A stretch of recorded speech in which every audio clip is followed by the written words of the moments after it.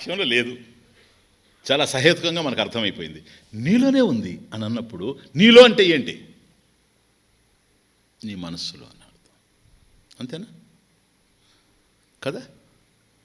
ఇప్పుడు మీరన్న తైత్రేయం అది ఇది అన్ని ఇక్కడ జోడించుకోబాకండి, ఏ సబ్జెక్టుకి ఆ సబ్జెక్టుగా వినాలి. ఇప్పుడు ప్రతి ఒక్కడు నాలో ఏముందో నాకు తెలుసు అంటాడు, దాని అర్థం ఏంటి? వాడి మనసులో ఏముందో వాడికి తెలుసు అని అర్థం. నీలో ఏముందో నాకు అర్థం కావడం లేదు అంటాడు, అంటే దాని అర్థం వాళ్ళ ఆత్మ ఉంది, వీడికి అర్థం కావడం లేదని కాదు. అదైతే వీడి దగ్గరే ఉంది, వీడి దగ్గర ఉండేది కూడా ఆత్మ, అయమాత్మ బ్రహ్మ.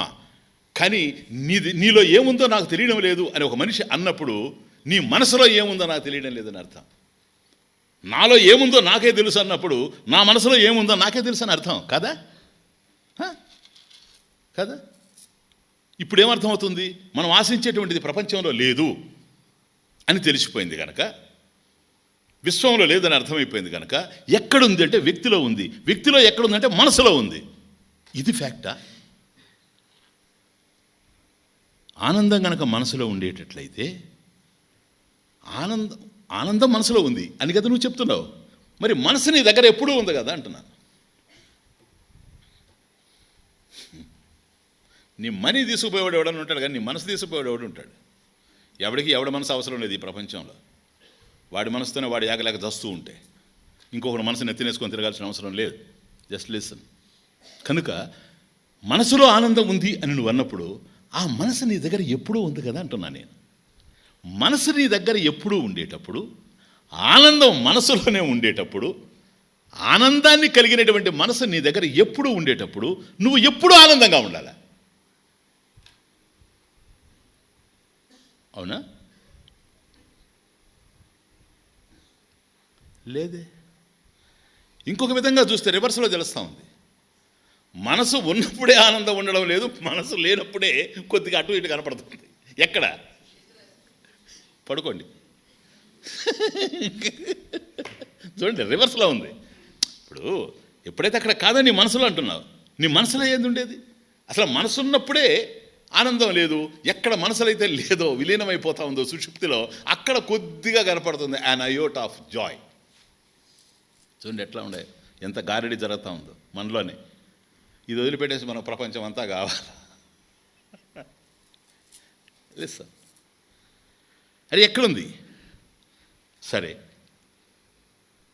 నీలో అంటే నీ మనసులోనే అర్థం చేసుకున్నప్పుడు దుఃఖం ఎక్కడుంది? మరి దుఃఖం మనసులో ఉండేటప్పుడు మనసు సుఖస్థానం ఎట్లా అవుతుంది అంటున్నాను. దుఃఖం మనసులో ఉంది, మోకాళ్ళలో లేదు. ఒకవేళ మోకాళ్ళలో ట్రబుల్ ఉన్నా కూడాను దుఃఖం మోకాళ్ళలో లేదు, మోకాళ్ళలో మనసులో ఉంది. నొప్పి మోకాళ్ళలో ఉండొచ్చు, తెలుసుకునేది మనసు. అందుకని పెయిన్ కిల్లర్స్ వాడేది. దీనికి మోకాళ్ళకి సంబంధమే లేదు. పెయిన్ కిల్లర్స్ మోకాళ్ళ మీద ఏం పనిచేయవు. పెయిన్ కిల్లర్స్ పనిచేసేది మనసు మీదనే. కాబట్టి మోకాళ్ళు ఎప్పుడైతే తీవ్రంగా బాధిస్తూ ఉన్నాయో, ఈ బాధని మనసు అనుభవించలేకపోతా ఉంది కనుక, ఆ ఎక్కడైతే దాంట్లో దీన్ని గ్రహించే శక్తి ఉందో దాన్ని కనుక డల్ చేస్తే ఈ బాధ తెలిసేందుకు అవకాశం లేదు. బాధ తెలియడం లేదు, కానీ బాధ లేకుండా పోలేదు. మళ్ళీ దానికి ఎంత టైం ఉంటుందో నువ్వు తీసుకునేటువంటి డోసేజ్ సార్, అది తగ్గగానే ఇది పెరుగుతూ ఉంటుంది. మళ్ళీ అక్కడ ఆ మత్తు తగ్గుతూ ఉంటుంది మనసులో, ఇక్కడ మోకాళ్ళలో పెరుగుతూ ఉంటుంది నొప్పి. ఇది వ్యవహారం. ఇప్పుడు అర్థమైందా? కనుక నాలో ఉంది సుఖము అని అన్నప్పుడు, నాలో అంటే ఏమిటంటే నా మనసులో అని కనుక నువ్వు అభిప్రాయపడితే, సార్ నా మనసులో ఉంది అని కనుక నువ్వు అభిప్రాయపడితే, మనసులో సుఖమే కాదు దుఃఖం కూడా ఉంది కనుక, లేదు సుఖమే ఉందని కనుక నువ్వు నిర్ణయించేటట్టయితే, నీ మనసు నీ దగ్గర ఎప్పుడూ ఉంది కనుక, ఎప్పుడూ మనసు ఉండేటప్పుడు, మనసులో సుఖం ఉండేటప్పుడు నువ్వు ఎప్పుడూ ఆనందంగా ఉండాలి కనుక, నువ్వు ఆశిస్తున్నావు చూచావా సదానందం, అది ఇది అయిపోతుంది. The point. స్వరూపానందం అంటే ఏంటి? సదానందం, ఎల్లప్పుడూ ఆనందంగా ఉండడం. అది మనిషి కోరుకోవడం.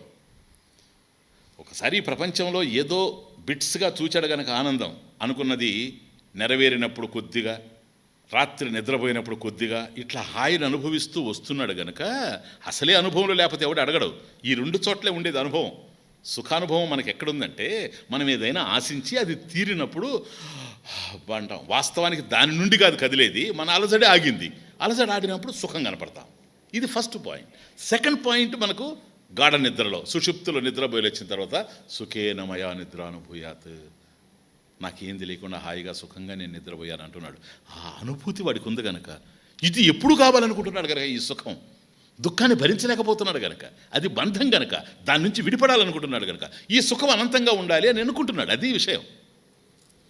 కాబట్టి ఒకవేళ నీ మనసులో ఉండే సుఖమే గనక, వాస్తవంగా అదే గనక అయితే సుఖం, మనసు ఎప్పుడూ ఉంది గనక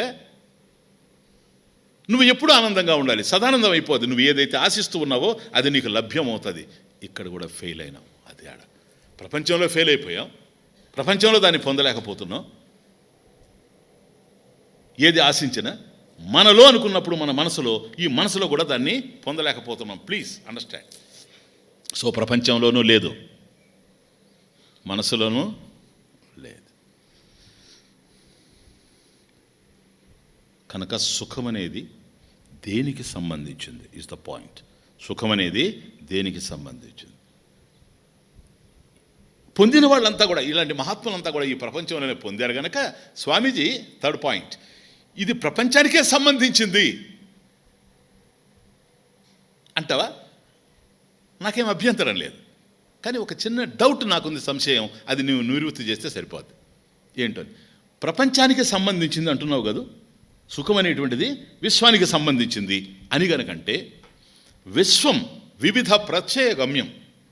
అనేకమైన ఆబ్జెక్ట్స్ ఉన్నాయి ఈ ప్రపంచంలో. అదే విశ్వం అంటే, వివిధ ప్రత్యయ గమ్యం. అనేకమైనటువంటి వస్తువులు ఈ ప్రపంచంలో అసంఖ్యాకంగా. మరి ఇన్ని వస్తువులు ఈ ప్రపంచంలో ఉండేటప్పుడు, వివిధ ప్రత్యయాలతో నిండినటువంటి ఈ విశ్వంలో ఏ వస్తువు నుంచి వస్తుందో చెప్పు.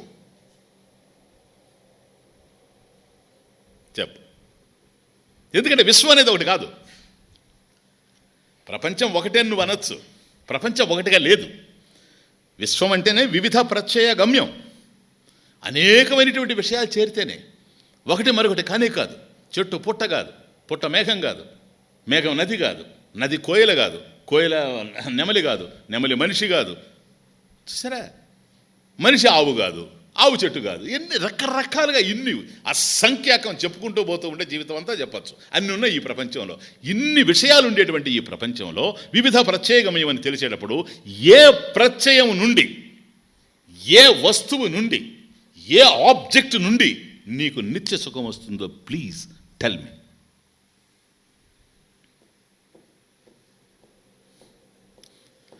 నాకు దానివల్ల వస్తుంది అని చెప్పావో